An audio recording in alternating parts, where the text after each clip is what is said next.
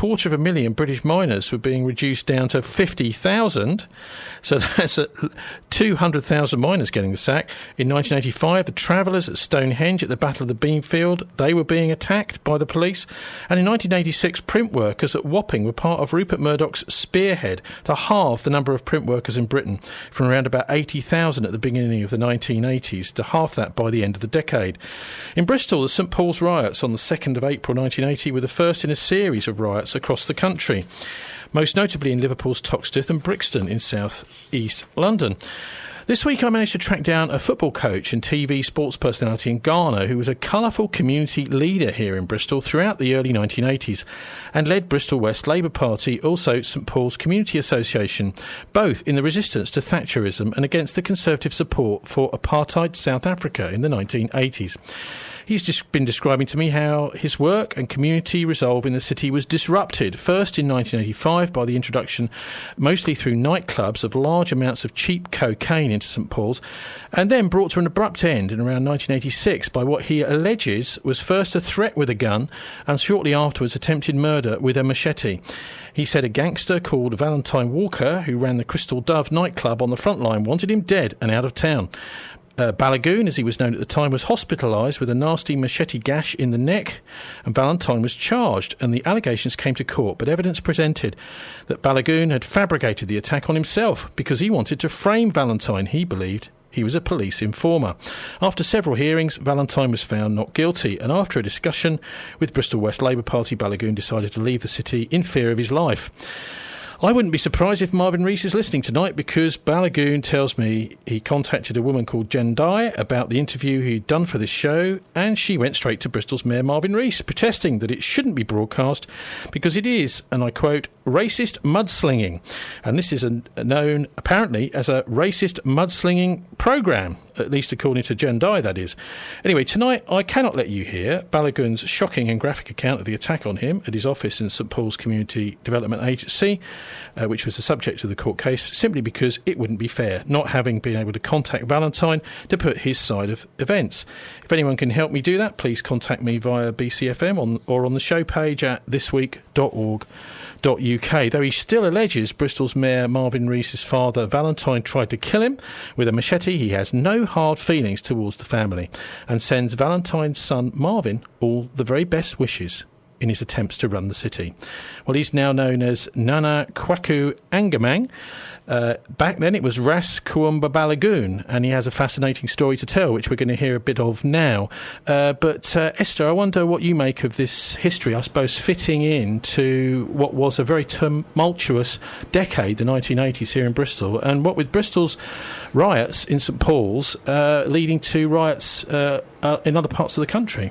Yes, I remember it. I was a student at the time, back in Bristol for the Easter holidays, and I can remember the riot starting and the bemusement at first as to what had started it, why it was going on, and then seeing it spreading across Britain. For me, I think I was 20, was astonishing.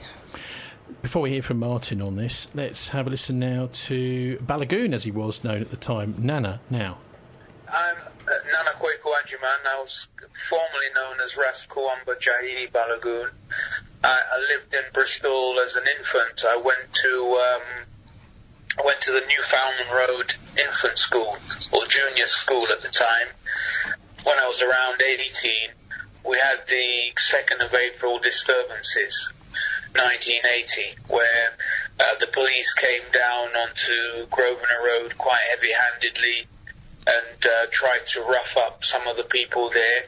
I was on a Manpower Services Commission course at the time in Easton, and I heard about what had happened, and there were quite a few of us over there, and so we marched quickly over to St Paul's, and the rest is history.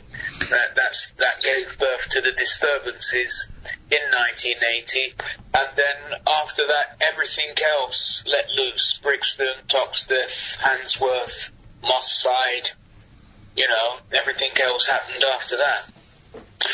Well, in the riots, they came to arrest someone. What I was told was, because I was in Easton, they came to arrest someone, a little scuffle occurred, they tore the guy's trouser, and he said they would have to pay for it.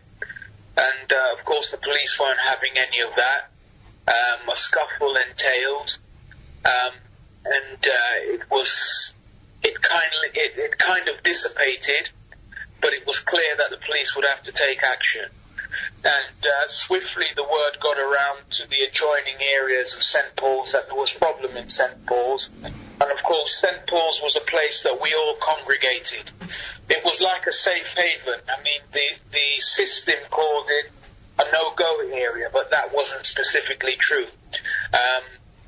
It's just that on the Grosvenor Road you had the Black and White Cafe and you had various other little shops and entities there where young guys gathered. I mean, the girls didn't really gather around there. It was really the guys. And of course, during those times, the opportunities to get employment and tertiary education and that kind of thing was quite limited. So that was the only place that we could really congregate. So when that became under threat, we all zoomed in from the various areas where we were. And as I said, I was doing a Manpower Services Commission course at the time.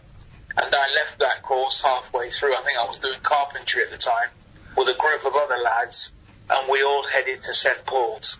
When we got there, we could see there were some minor skirmishes and everything and what have you. We didn't waste any time. We got involved because we were defending our community. We were defending ourselves against a system, against institutions that didn't want us to participate, that didn't want to see our development. And so we had to stand up there and fight for our rights, which is what we did. Well, the police would say that what they were doing was coming to implement the law in an area which was lawless. Well, that's not true. I mean, the area was not lawless. And if it was lawless, the police contributed to that lawlessness. It wasn't lawless at all. At the end of the day, they wanted to arrest people. They felt that they could arrest people in any which way they chose. And we were letting them know that wasn't possible. We're not in Mississippi, or Charleston, or Texas. Everything must be done in due course, with a due process, and must be applied appropriately. And it wasn't being applied appropriately, and so we had to resist that. Had to stand up for our rights and defend ourselves. Well, during that period, I actually lived in Brixton, and what happened in Brixton was what was called Operation Swamp.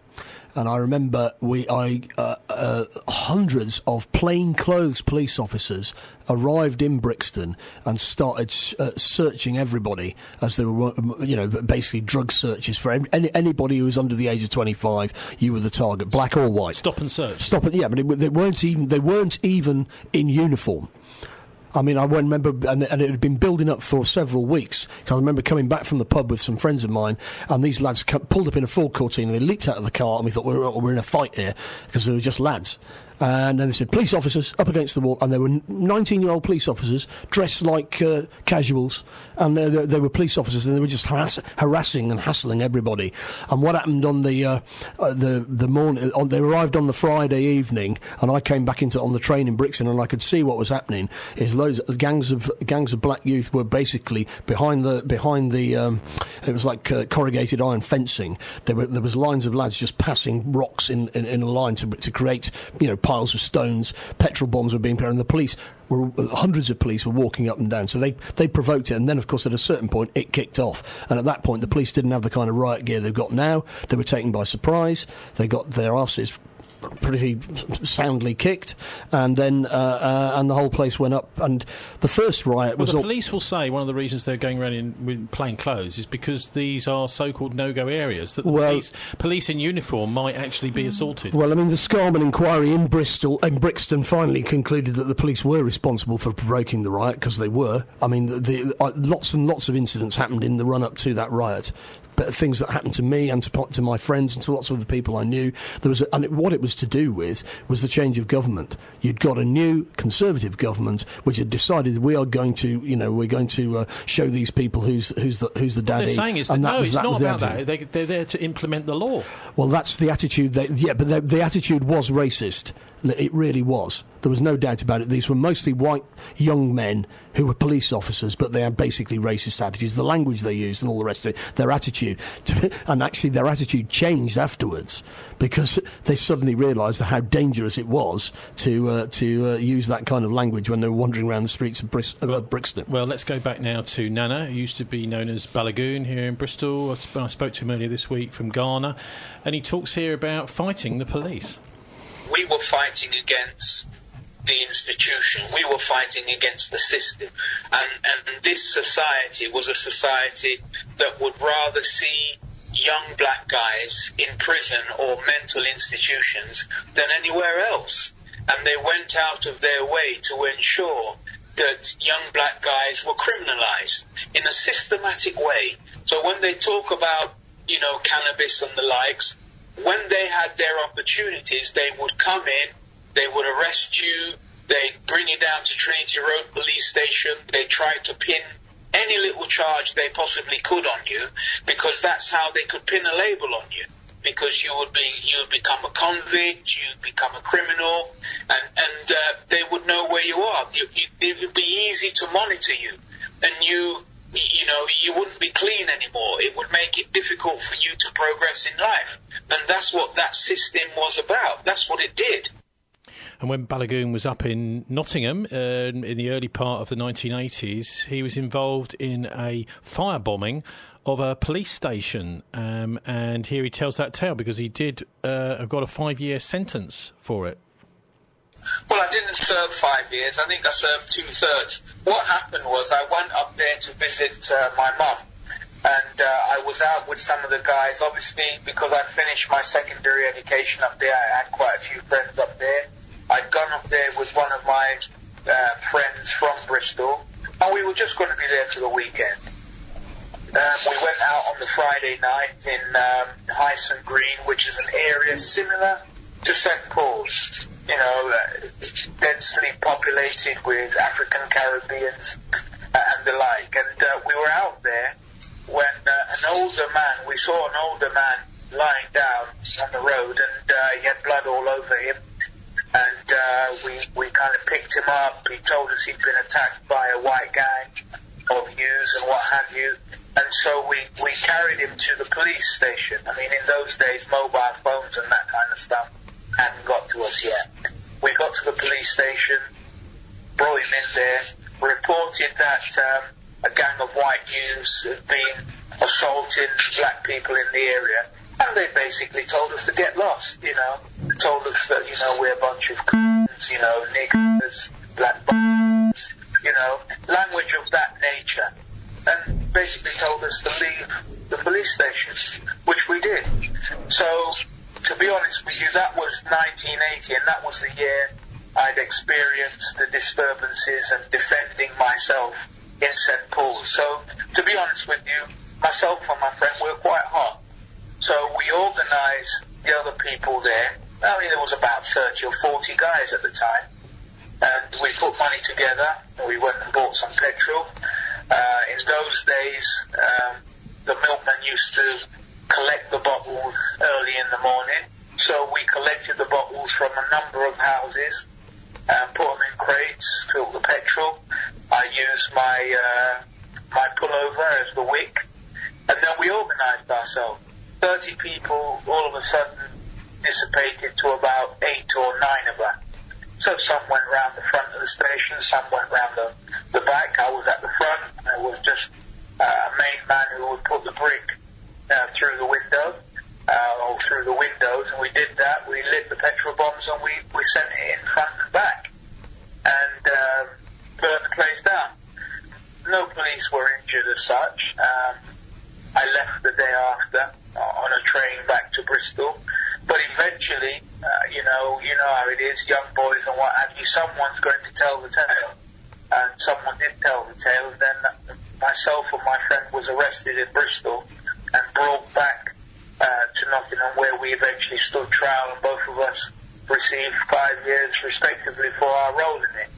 I mean, I told the judge at the time I would do it again, and I can say it right now, I would do that again. No compulsion about that. When you try to get the law to assist you, and the law turns around and spits in your face, then you must defend yourself. And if I have to do it every day of the week, I will defend myself every day of the week. So that's what happened, and that's why I had that custodial sentence. Martin, maybe you can give us a bit of a flavour of the country at the time. I mean, you've talked about Brixton, but there was a much bigger thing going on with Thatcherism, wasn't there? I think particularly with the police, because they've been given a big pay rise, and they were let off the leash, and they felt that they could do what they previously. I mean, there had been a bad atmosphere developing, and the police had a pretty politicised attitude. You know, they were fairly racist in those days, far more so than they are these days. They're much more professional today, to be honest with you. There's no comparison, and that doesn't mean they're perfect, but they really were quite shocking back in the day, and that's the consequences were the consequences. At the time, of course, the Northern Irish situation was still boiling over, and you could easily see how this could turn up into a shooting war. That's what we really feared, all of us. Now, in 1984, meanwhile, after Balogun, or Nana as he's now known, was released from jail, Bristol was a pretty strong community. Things were going so well in the community. I'd organised the community so well, to the point where if I said, yes, let's go and demonstrate at Avon County Council, we'd get hundreds. If I said, let's demonstrate at Bristol City Council, we'd get hundreds. If I said, let's have a vigil on St Paul's Green, we'd get 100. It was disturbing to the establishment. It was something that disturbed them. I mean, we did vigils to support the apartheid struggle in South Africa, for example. We did vigils when they were going to execute people in South Africa. I organised the St Paul's apartheid-free zone, where we got all the shops to eventually stop stocking and selling goods that were South African. I closed down the Barclays Bank that was on Newfoundland Road. We used to picket it every Wednesday. Get about 30 or 40 people, and we used to stand in the queue. And when it got to our turn, we used to say stuff like, we don't want any more blood money in South Africa. Leave South Africa. Then we disrupted the business every Wednesday on Barclays Bank. We used to do sittings in there. The police used to come, used to lift us out and put us on the pavement outside, and we used to just go back in. The bank couldn't cope with it. Eventually, they closed the building. They closed that institution in St Paul's. So the establishment was so upset with what was going on that they had to find a way to destabilise the community, and they did, with the introduction of cocaine. Martin, is this something you've heard before about the use of cocaine? Yes, but look, you've got to remember, this is just the height of the Iran Contra affair, where Colonel Oliver North was definitely involved with bringing massive amounts of cocaine into the US via Mena Air Base in Arkansas, which were then used to fund the Contras in Nicaragua. So that's all on the record. What was the politics of Nicaragua at the time then? Well, the politics of Nicaragua, you've got a revolutionary government which had won one election, then won a second election.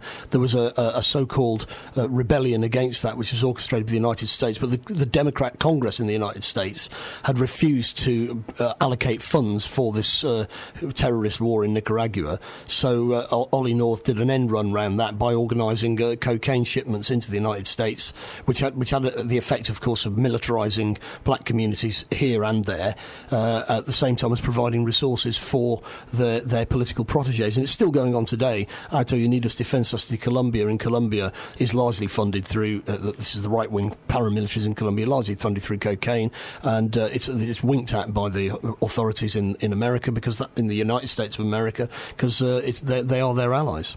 Well, one thing I asked Balogun about, now known as Nana Kwaku Agyemang, over in Ghana, was what his thoughts were now about Valentine, this guy he had this court case with, who he accuses of trying to kill him. Well, that's good for him. Good for him, good for his son. His son didn't do anything to me, so if his son has been voted as the mayor, that's fine. I mean, at the end of the day, his son is probably cleaner than him. That's the way, life is. I hold no umbrage about the fact that he's the mayor at all. I've got no problem with that at all. And what about the message? Have you got any message for people in St Paul's today about how to be well organised and what should be the priorities? Well, all I can say to them, there is a need for the black community to come back together on a political front. They need to recognise that they're very strong as an electorate. They've got to use that power at the ballot box to get people who are like them, who are them, to represent them in Avon County Council, in Bristol City Council. I think they've started it to a certain extent because you have a black mayor, you have a black deputy mayor, but we have to go beyond that. I mean, to a certain extent, you know, the mayor, you know, it's not a hardcore position as such. We need more black councillors in there, male and female, in both local authorities, so that we can get a fair share of the cake. What people don't know is that I didn't actually know my parents. I didn't actually know my real parents. And my mother died when I was 9 months, and I didn't know my father. And basically, my roots were in West Africa. And I was fortunate enough to link up with some people after I was told what had actually happened, because this was kept from me for 20-odd years. I didn't know the truth. And a lady I still know to be my mother, even though she's passed away, wasn't actually my mother. But God bless her soul, because she did her best for me. And I'm happy with what she's done, because she made me a very, very, very strong man. And so I was able to trace roots back to the Ashanti Kingdom, Nsuta Mampong. And that's where I went to stay. Having got there, I was a licensed coach. I'm a licensed football coach. I qualified at West Ham Football Club, and I'm also a level 1 and level 2 coach educator, a former referee as well. And so I came home and I thought, well, let me get involved in football. I was doing football, and because of they say because I could articulate myself well in English, I also became a part of the media, and I'm considered one of the leading media personnel here in the country now. I've produced and directed my own television shows, radio shows. I've won awards for writing columns in newspapers and stuff like that. And so life just goes on. I'm in Ghana, and I'm doing what I like to do. And I'm fighting the challenges that are here too, because no matter where you go, you will find challenges, and there are a lot of challenges in Ghana. Were you driven out of Bristol? Yes, I was. I was driven out. I had to leave. First and foremost, I had so much hate mail as a result of linking up with Sinn Fein, the political wing of the IRA. I mean, mail was coming through my door that was addressed to the Chief Monkey, Monkeyville, St. Paul's, Bristol. The postman was delivering those type of mails through my door. And I've had, excrement come through the door, and lots of different threats. We're going to kill you, we're going to kill your wife, we're going to kill your kids, lots of different things. And eventually, it was decided that I had to leave Bristol. I didn't want to leave, but I had no choice, because it was quite clear that Valentine had tried to kill me. It wasn't successful, but there were going to be other attempts on my life. Oh, that was an allegation, by the way. So we had a caucus, especially within the Labour Party, and we did one or two things to ensure that I would get accommodation in London, that I would be employed in London, and so I left Bristol. And, that was it. I've got no regrets about the whole thing. It's been a wonderful experience. I've learnt a lot through the experience about myself, as much as I've learnt about the institution. So I have no regrets at all about anything that has gone on in my life whatsoever. It's all played a significant part in my life, and it makes me who I am today. So that is Nana Kwaku Agyemang. He used to be known as Ras Kuomba Balogun, one of Bristol's most notorious and probably well-respected too within the city. Community leaders from the 1980s talking about his story and also giving us some advice on priorities. And also, Esther, you're here to talk too about priorities, aren't you? I am indeed, and I was just thinking about the parallel between the riots in 1980 and the work that we now want to do with core cities to resist austerity in local government. So yes, I'm here to talk about what we want to do to resist austerity in our city. OK, because the Labour Party as a whole is not entirely in agreement about how to deal with austerity. And I know that tomorrow here in Easton, you're going to be launching a programme for a different set of priorities to deal with austerity. It's called Defending Bristol's Communities and Services, a progressive anti-austerity response to local government cuts. So this is a document which is really aimed at both within your own party and at the city generally and other councillors across the city. Yes, indeed it is, because the question I'd want to ask is, do we want a situation where the Labour government nationally is resisting austerity, but locally the Labour Council is implementing it? What they will say is they've got no choice. They may say that, but the purpose of this paper is to test every single assumption that's built into the budget and to challenge the council to ensure that every single